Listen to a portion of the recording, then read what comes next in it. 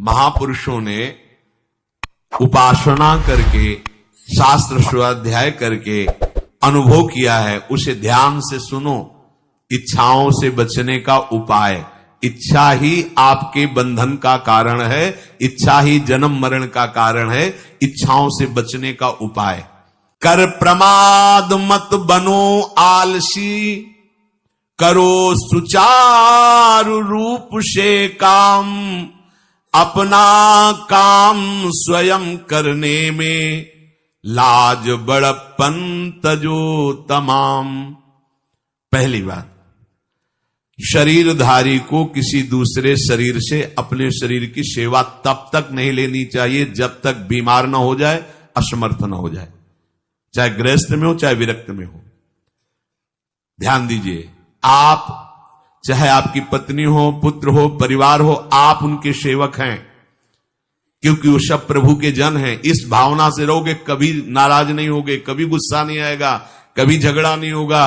अगर आप अपने को ये माने कि प्रभु मेरे इस रूप में आए हुए हैं, मुझे अपने कर्तव्य का पालन करना है, तो कहीं झगड़ा नहीं हो सकता। तुम जो कर रहे हो तुम्हारा कर्तव्य, हमारा कर्तव्य है कि हम पति पुत्र परिवार आदि जो भी है, ये हमारे भगवान का स्वरूप है। मैं आप समझो वही भगवत साक्षात्कार, पर ऐसा कौन मानता है? अच्छा, साधु वेश में ये जरूर सावधानी रखनी चाहिए। ध्यान देकर सुनिए, जब तक आपका शरीर स्वस्थ है, आप किसी से किसी भी प्रकार की सेवा स्वीकार न करें। भिक्षान्न के सिवा कोई भी सेवा स्वीकार न करें। अपने शरीर की सेवा तब तक करें जब तक आपका शरीर असमर्थ नहीं हो जाता। असमर्थ हो गए तो फिर हरि ही करें आकर स्वयं, या किसी को भेज दें, उनके बस की बात है। देखो माधवदास बाबा की लंगोटी स्वयं श्री ठाकुर जी महाराज धो रहे हैं। तब तक हमने अपने बड़े संतों को देखा है, बिल्कुल किसी भी तरह की कोई सेवा नहीं स्वीकार करते। अपनी दिनचर्या अपने हाथ से, अपने शरीर की पूरी। आपको क्या हो गया है? आप भी वैसे ही चलो जैसे गुरुजन चले हैं, भिक्षान्न के सिवा।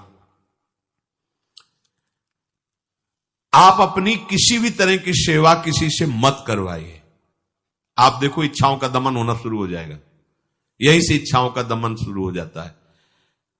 आप सच्ची मानिए, ये जो आप शरीर सुख की आकांक्षा से दूसरे से सुख लेने की इच्छा करते हैं, यही तुम्हारे बंधन का कारण है, यही तुम्हारी दुर्गति, यही तुम्हारी कमजोरी है।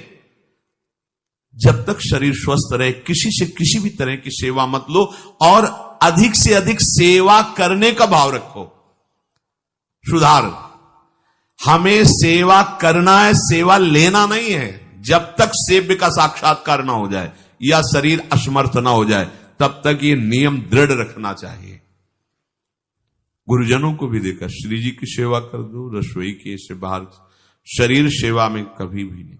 कभी धोखे से ऐसे वस्त्र आदि रह गए और महाराज जी उपस्थित धो के जल्दी से फैला दिया तो भी डांट लगी, ऐसा क्यों किया? नहीं रखे थे महाराज जी, हमने ऐसा कर दिया। नहीं, जब तक हम कहें नहीं तब तक नहीं।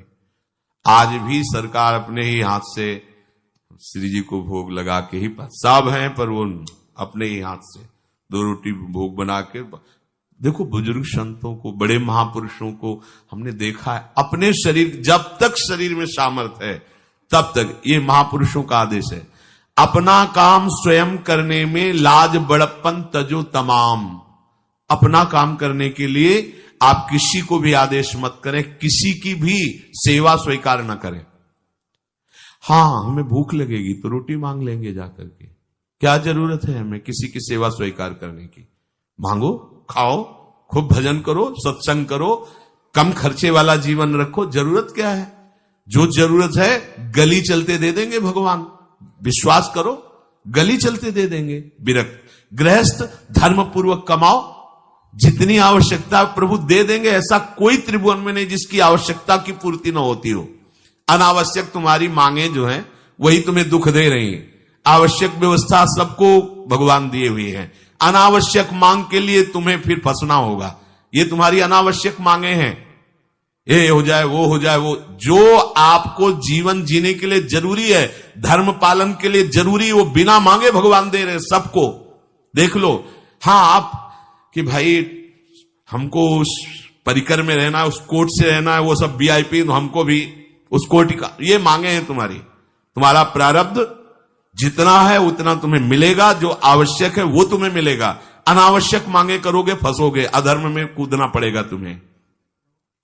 हाथ पैर सब साधन प्रभु ने दिए, दया कर तुम्हें समान, फिर क्यों उनसे काम न लेते, क्यों रखते हो झूठी शान।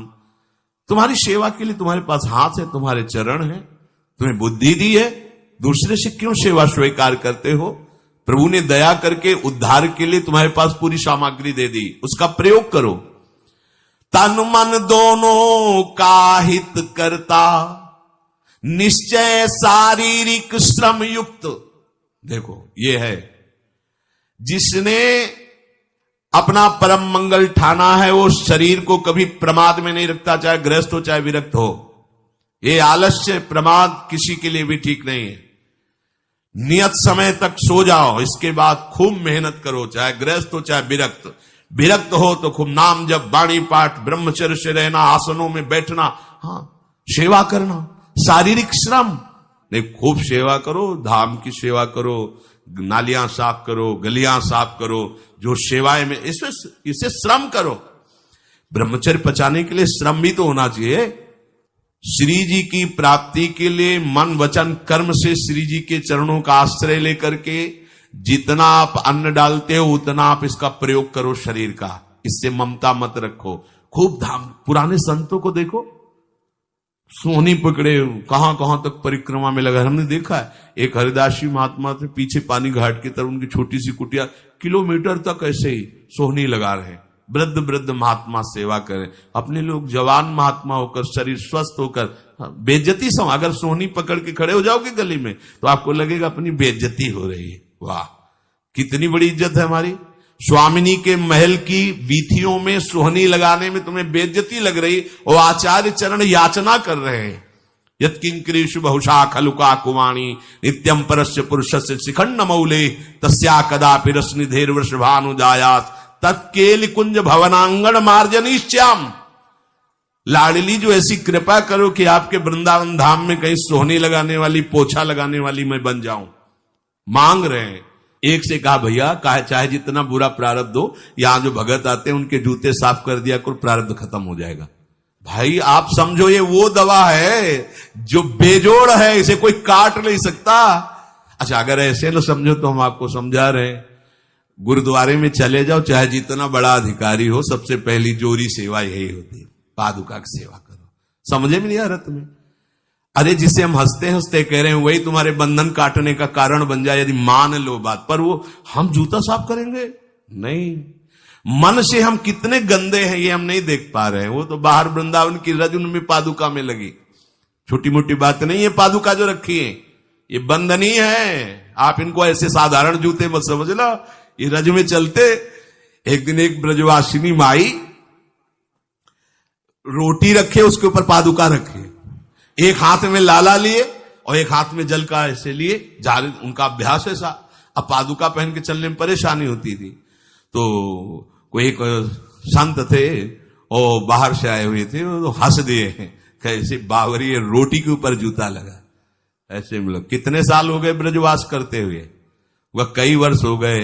अरे वो जूती नहीं है जो साधारण जूती है, वृंदावन बरसाने की रज लगी हुई, इसमें ये रज लगी हुई है। तुझे रज नहीं दिखाई दे रही, जूती दिखाई दे। क्या ब्रजवास कर रहा है? डांट के चल दी। ये समझो, हम कहें कि जूती साफ करो तो हम जूती साफ करेंगे, और ये है कौन सी जूती साफ में? क्या रज है? वृंदावन बरसाने सब जगह घूमते रहते हैं ये महाभागवत जन। अगर इनकी ये गृहस्थ विरक्त मत देखो, सब लाडली जी के लाडले हैं जो यहाँ आए हुए हैं। अगर हम उनकी पादुका साफ करेंगे तो हमारा हृदय साफ हो जाएगा। पर कोई मानता कहां है? अपनी सेवा स्वयं करो और दूसरे की सेवा मिल जाए तो जैसे लोभी आदमी के सामने धन फेंक दे तो कैसे भागता है, ऐसे आपको होड़ लगनी चाहिए कि ये आदमी इतना न कर पाए जितना हम सेवा करें। परमार्थ में शरीर पोषण नहीं, परमार्थ में शरीर की धज्जियां उड़ानी है, अहंकार की, देहाभिमान की। राखे अपने को सदा भगवत सुमिरन लीन, सुने न जग के दोष गुण, करे न चित्त मलिन।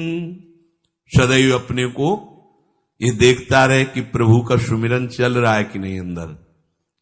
ये बहुत बड़े काहे की परेशानी, हम तो यही समझ नहीं पा रहे कि इतनी झंझटें लेकर कैसे घूम रहे लोग। अगर हृदय में राधा राधा चल रहा है, आप व्यापार कर रहे हो, नौकरी कर रहे हो, गृहस्थ हो, विरक्त हो, जो भी, अब आपको चिंता क्या होनी चाहिए? देखो ना, थोड़े दिन ऐसे चल के देखो, हर कार्य बहुत अच्छा होता है जब भगवत सुमिरन पूर्वक आप एकाग्रता पूर्वक कार्य करेंगे। हर कार्य में आपको आनंद आएगा। पर वो तो शरीर पोषी, जैसे आग जलने में फफोला पड़ जाता है ना, उसको बहुत संभाल के रखते हैं, ऐसे देहाभिमानी साधक भी होते हैं कोई कोई। इतना शरीर को सजा के, इतना संभाल के कि लगता है यही भगवत प्राप्ति है इनकी, कि इनके शरीर बिल्कुल ऐसे नहीं। संतों ने देखो ना कैसे अपने शरीर के राग का त्याग किया है, गुरुजनों की आज्ञा में तत्पर होकर धज्जियां उड़ा दी देहाभिमान की, तब उनको परम पद प्राप्त हुआ है। अपने शरीर का राग रखने वाला परमार्थ में कैसे चल सकता है? कब तक फंसे रहोगे विषयासक्ति वासना में हो दीन? अरे कब तक मन में भरे रखोगे दुर्विचार दुर्भाव मलिन? जिन भोगों के लिए हो रहे तुम लालायित सुखमय जान, यही घोर दुख उपजाएंगे, बढ़ जाएगा अज्ञान। इसलिए छोड़ो सब आशा ममता, आसक्ति कामना मद अभिमान, एकमात्र शरणागत होकर भजो निरंतर राधे श्याम। प्रभु की आसक्ति हृदय में धारण करो। यही समझ में नहीं आता। चले हो राग त्यागने के लिए, पोषण कर रहे हो शरीर राग का, कैसे बात बने? चलो कोई विषय संसारी है तो लगता है अभी बेचारा है।